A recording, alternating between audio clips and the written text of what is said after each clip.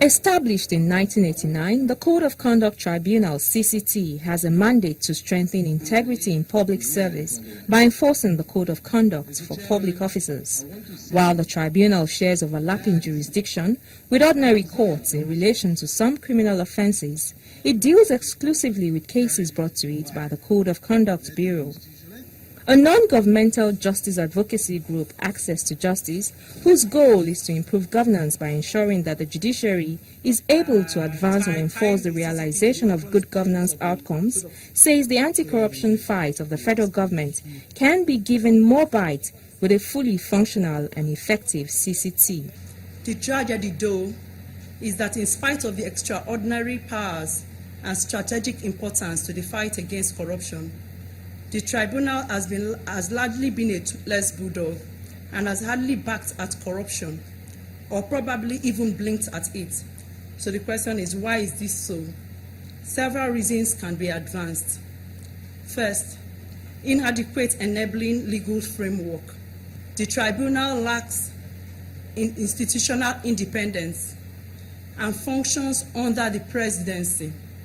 There is no effective oversight body, mechanism or system in place to monitor how its constitutionally allocated powers are exercised.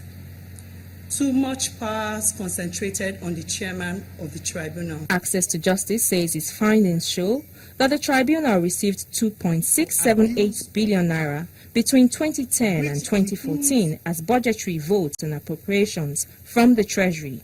The group also says the CCT is in urgent need of reforms. The Code of Conduct Tribunal should no longer operate as an agency or institution under the executive branch of the government. Its roles and functions are judicial.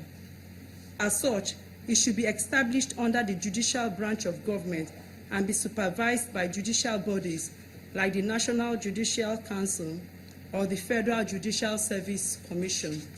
And you know, when you also consider the fact that this is a tribunal that is established to uphold, quote and unquote, public morality.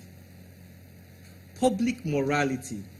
Morality must be upheld by people who you don't doubt their own morality. Danladi Umar has not disputed the fact that he actually held meetings with accused persons before his court, people who are accused of offenses. What has not been positively established is whether money passed hands. But what has been established is more than enough to say that the judiciary has been embarrassed beyond measure. Access to Justice also believes that the jurisdiction of the tribunal should be widened to allow it hear cases brought to it by other corruption agencies and citizens who want to take on issues of public misconduct and abuse of power. Shola Shoyele, Channels Television News.